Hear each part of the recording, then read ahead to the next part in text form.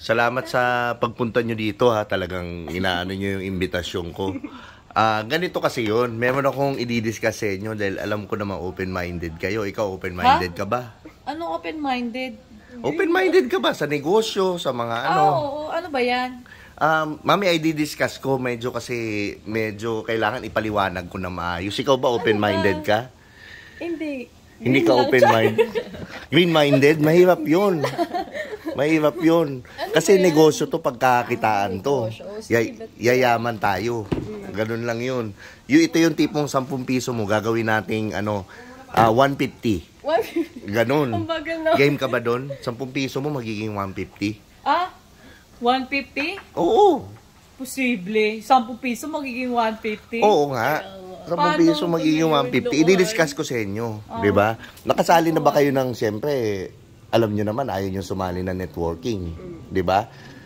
Okay ba sa'yo networking? Anong tingin mo? Ayaw mo na networking? Bakit? Wala lang, hindi ko lang gusto. Hindi mo lang gusto? Bakit hindi mo nga gusto? Kasi nga yung way nila. Ikaw, ayaw mo na networking? Gusto mo?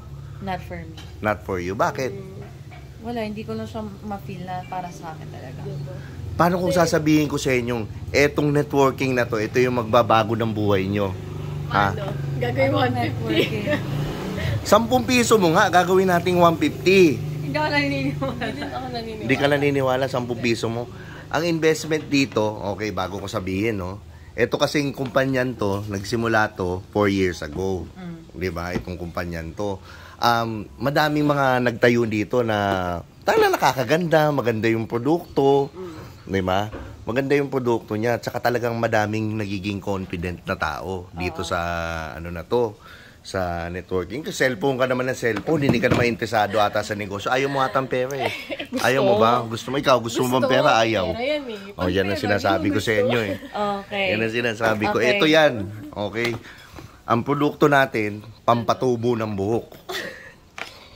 Yun ang nun, produkto natin. Okay ba sa iyo yun? Pampatubo ng buhok? Di ba makakatulong yun? May buhok na ako eh. May buhok ka na? Saan may buhok? Saan ka may buhok? Hulaan mo. Huhulaan ko daw saan doon sa may buhok. Sa ulo, syempre, sa ulo. Sa ulo ka may buhok. O, ikaw ba may buhok ka na? Oo. Saan? Ikaw may buka?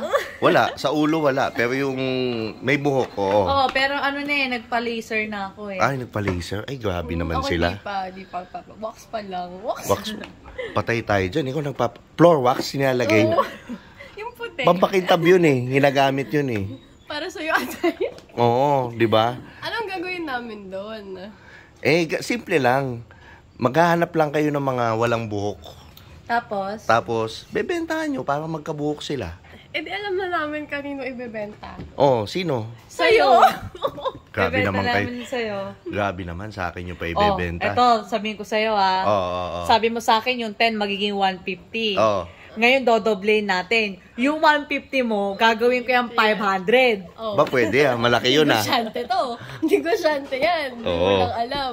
Grabe yun, malaki yun Parang gusto kong, anong kumpanya yan? Ha? Anong kumpanya? Eto, mag-ahanap ka ng tao, yung ayaw nila ng buhok nila na sobrang haba. Ngayon, idodonate natin sa mga walang buhok.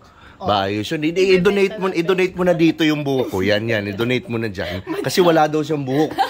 Diba? Grabe yan. Ang lalabo nyo kausap. Puro kayo Viva Max. Bahala kayo.